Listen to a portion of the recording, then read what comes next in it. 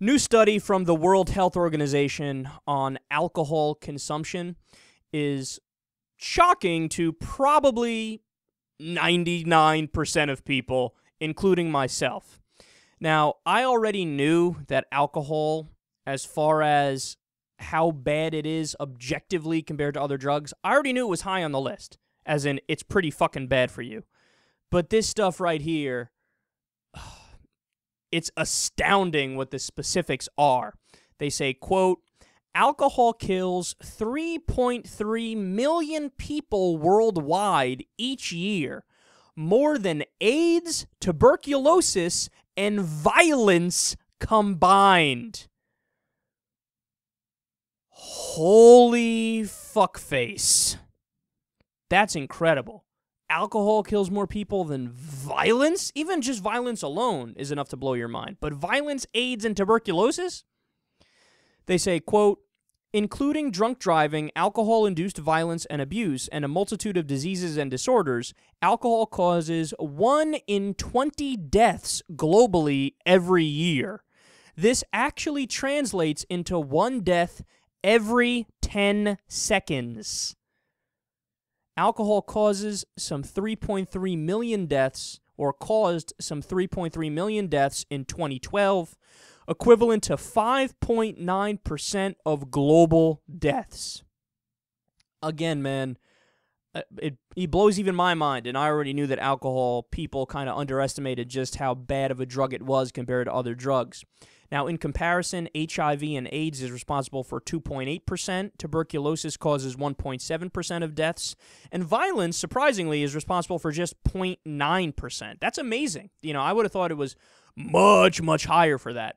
But then again, Bill Nye did a segment about this recently that we covered on the show, where he talks about how most of the things that lead to premature death, especially in the developing world, they're all things that we could prevent. Like, we have the ability to prevent them, but we just don't. Because, of course, you know, the people who have the resources and the ability in the Western world, it's mostly for-profit pharmaceutical companies that would have to go and give these things away, and they're not going to fucking do that. And it's like, it really blows your mind how it's just flat-out poverty would kill people and preventable diseases kill people. And it's like, that's the majority of the premature deaths. But we all just act like it's, like, what do you mean, no? Where it's not us. No, there's nothing. We're not doing anything wrong. It's just people killing each other. No, that's 0.9% is the violence. But obviously the elephant in the room in this whole conversation is the fact that marijuana kills nobody.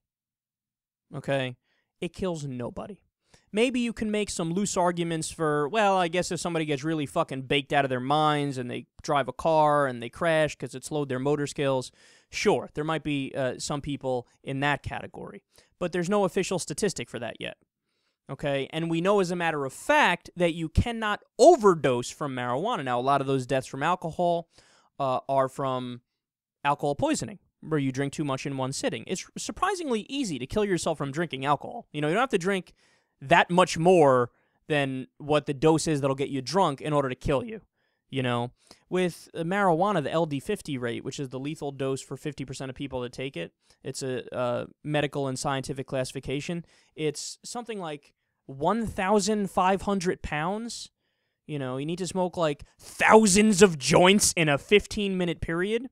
So it's impossible to overdose from marijuana. It's just not possible. And never mind the long-term effects of alcohol. They're way worse for you than the long-term effects of marijuana. Now, look, it is true that if you start smoking marijuana when you're really young, that it can affect the cognitive development of somebody, and they could be slower, you know, as to when they get older. But if you're older already, like if you're of age already in your 20s or something and you start smoking recreationally, you know, there's one bullshit study that just came out that was funded by an anti-drug government group. So those people, they depend on drugs being illegal to have jobs, right? Their study said, oh, no, even recreational use, it's bad. But every other one shows that, no, you could smoke weed. Some of the smartest fucking people I know smoke weed all the time. You know, and granted, that's anecdotal, but the plethora of the evidence is on the side that, you know, marijuana, by and large, long-term effects, not serious, but alcohol, they are serious. And think about, again, objectively speaking, compare one to the other. If we are being objective, if an alien came down and you had to explain the discrepancy of the drug laws, you wouldn't have an argument. You wouldn't have a reason. they'd be like, why is that one illegal when it's not as bad for you, and this one is legal when it's terrible for you? Explain that to me. And you'd say, I got nothing. And that's the reality, man. The reality is that if you look at how the drug laws came about, which, by the way, a lot of people don't know, they came about late in U.S. history. It was like the 19 teens or something when we had the first drug laws passed. Before then, anything was legal. You go to the store and buy opium if you wanted to, and society did not collapse. That's another important point in the discussion about legalizing drugs. But what point would you make to the alien?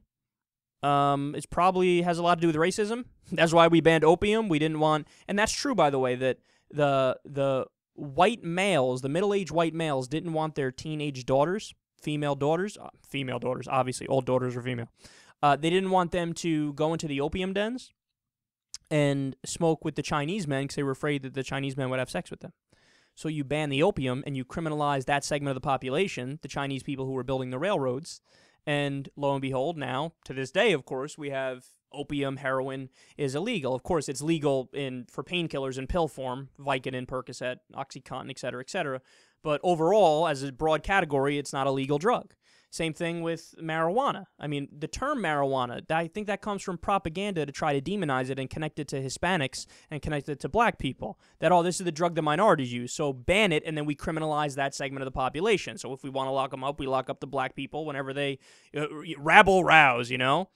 But, of course, what drug was it that the rich white people were taking? Alcohol. It was whiskey. They were drinking bourbon or rum or whatever the fuck it was. And when there was, how long did Prohibition last? Not very fucking long. People couldn't take it. Fuck it, no, bring it back. We don't care if it has some shitty effects. We'll take it. We'll take the freedom. So that's the reality, man. If you're going to have freedom for one substance, which is really bad for you, then of course you should have freedom for not only the other substances that are really bad for you, but also the ones that aren't that fucking bad for you. It's obvious. Something like marijuana should totally be legal, and this is further evidence right here.